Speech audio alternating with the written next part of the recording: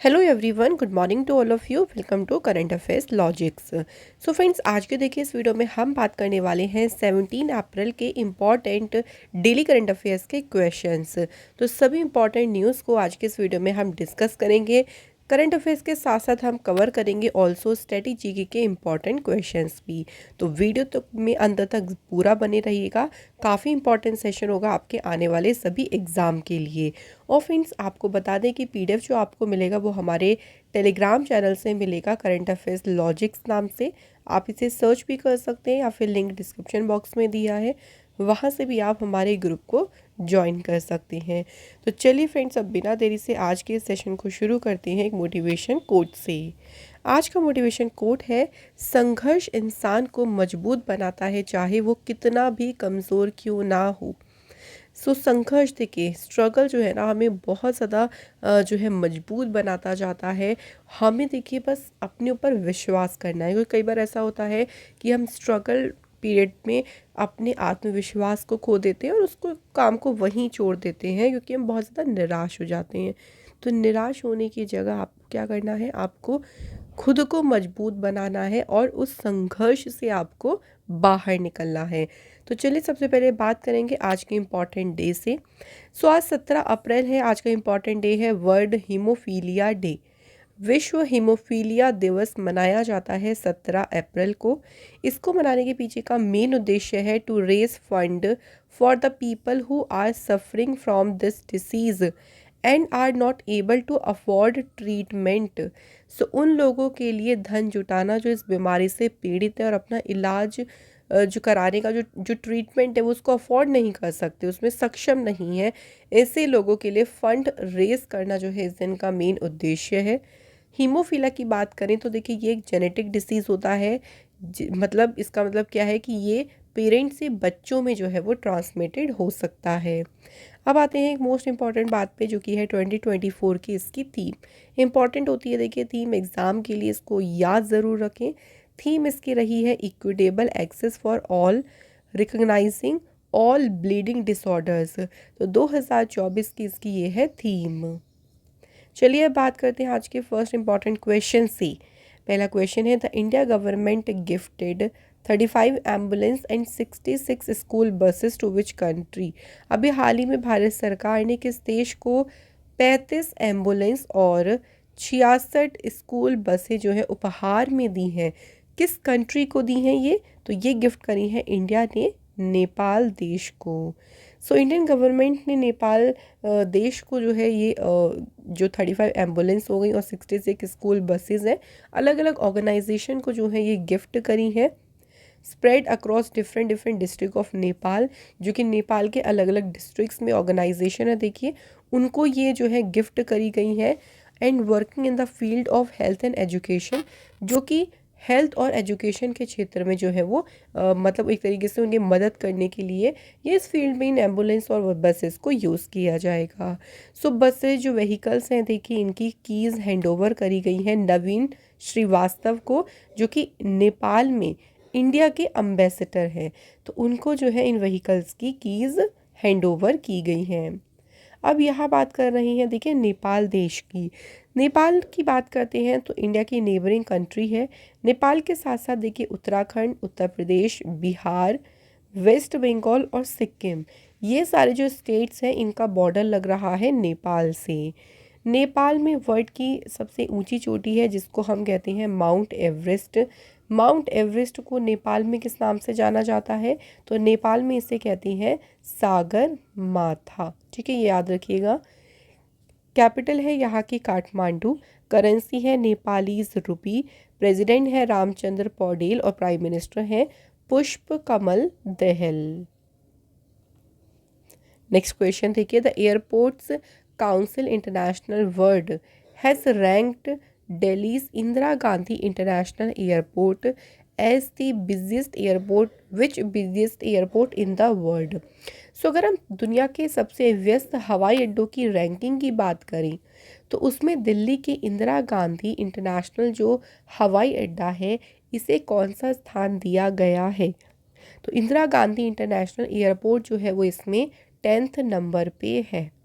अब अगर बात करते हैं वर्ल्ड के टॉप 5 एयरपोर्ट्स की, इस लिस्ट के अकॉर्डिंग, तो बिजिएस्ट एयरपोर्ट्स की रैंकिंग की बात करें तो सबसे ज़्यादा बिजिएस्ट एयरपोर्ट है यूएसए का एटलांटा, जिसका पूरा नाम है हार्ट्सफील्ड जैक्सन एटलांटा इंटरनेशनल एयरपोर्ट, जो कि इसमें टॉप रैंक पे है। सेकंड पे है यूएई में दुबई, थर्ड पे है यूएसए का Dallas and fort worth, fifth पे यूके लंदन एंड फोर्थ पे है और फिफ्थ पे है टोक्यो जापान। आपको याद रखना है फर्स्ट नंबर का, जो कि इम्पॉर्टेंट होगा। और इंडिया की अगर बात करें, क्योंकि दिल्ली इंटरनेशनल एयरपोर्ट काफ़ी बड़ा एयरपोर्ट है और काफ़ी इम्पॉर्टेंट एयरपोर्ट है इंडिया के लिए, तो इसकी रैंकिंग हमें याद रखनी है। ये है 10th प्लेस पे। नेक्स्ट क्वेश्चन देखिए, DRDO carried out successful trials of MPATGM weapon system, और इसका परीक्षण किया गया है पोखरण फायरिंग रेंज राजस्थान में। क्वेश्चन में देखिए पूछा है what is the meaning of A. तो MPATGM में जो ए है ना, इसका मीनिंग क्या है? तो ए की इसमें ए का पूरा नाम है इसमें एंटी। अब इसका पूरा नाम भी देखो हमें याद रखना है, man portable anti tank guided missile. तो ये इसका पूरा नाम है इस वेपन सिस्टम का। और इस वेपन सिस्टम को देखिए डीआरडीओ और इंडियन आर्मी ने जो है इसको सक्सेसफुल इसका ट्रायल जो है कंडक्ट किया। ये ट्रायल कहाँ पे हुआ था ये हमें याद रखना है, पोखरण फायरिंग रेंज, जो कि कहाँ पे है, राजस्थान में। तो वहाँ इसका सक्सेसफुल ट्रायल किया गया। इसे इंडिजीनियसली डिज़ाइन और डेवलप किसने किया? डीआरडीओ ने।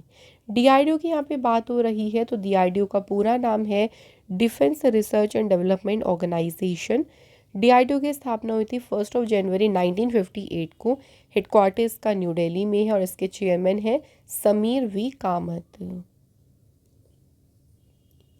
नेक्स्ट क्वेश्चन है friends, who has been appointed as a brand ambassador of space India.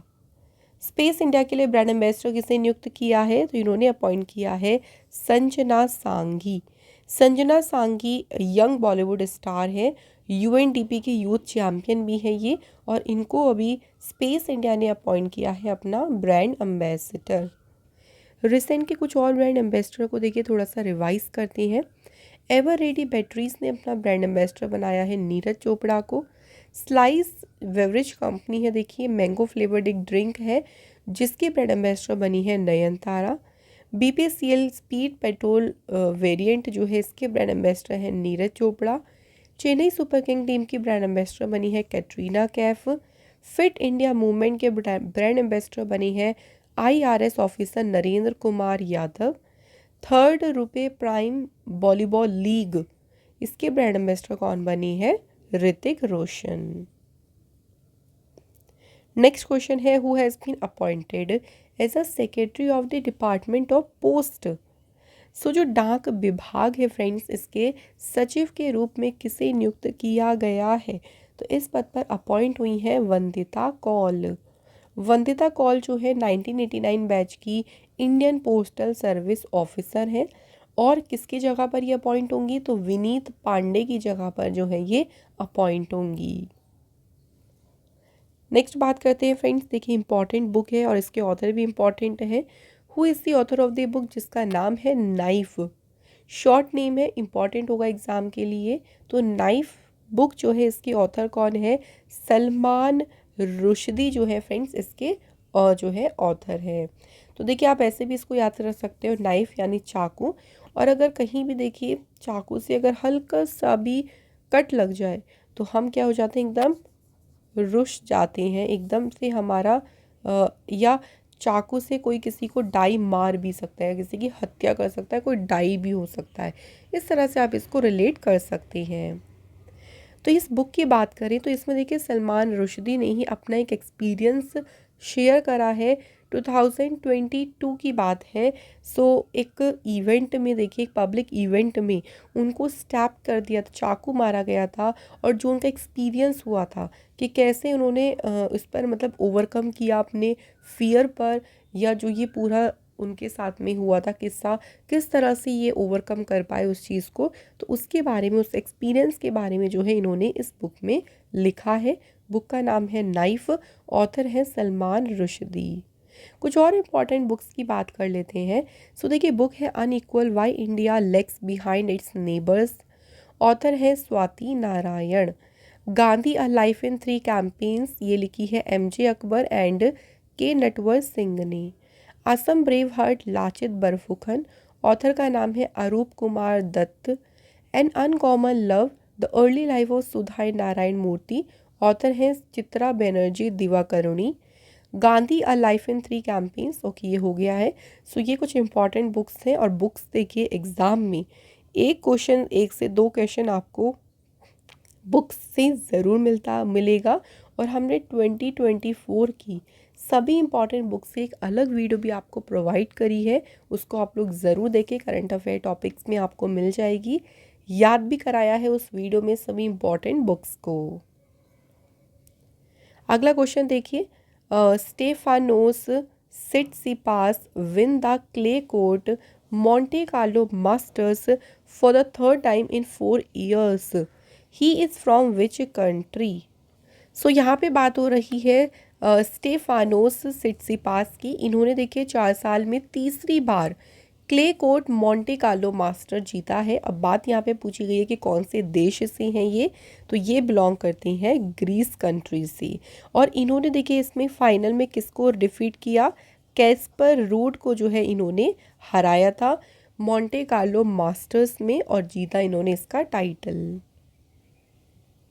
Next question देखिए, India's 23-year-old wrestler Radhika has won the silver medal in the women's dash category at the Asian Wrestling Championship, जो कि Bishkek Kyrgyzstan में हो रही है। तो महिलाओं की किस वर्ग में देखिए इन्होंने रजत पदक जीता है, तो इन्होंने रजत पदक जीता है महिलाओं की 68 kg कैटेगरी में।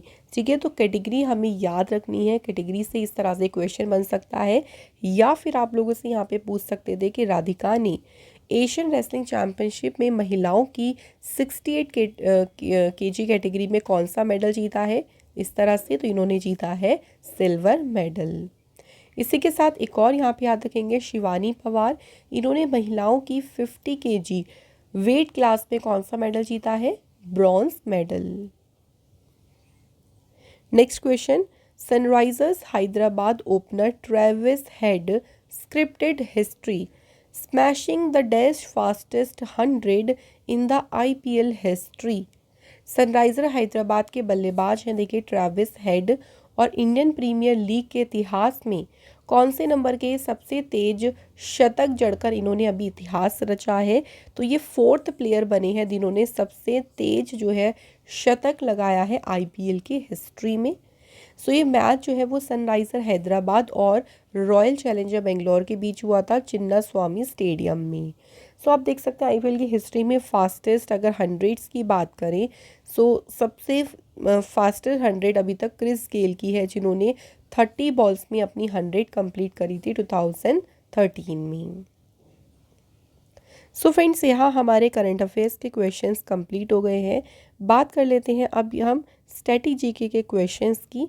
सो आज का देखिए पहला हमारा क्वेश्चन है, the highest peak in southern India is Anaimudi that is situated in which of the following mountain range. So दक्षिण भारत की जो सबसे ऊंची चोटी है अनाईमुड़ाई, ये किस पर्वत श्रृंखला में स्थित है, तो ये लोकेटेड है नीलगिरी रेंज में।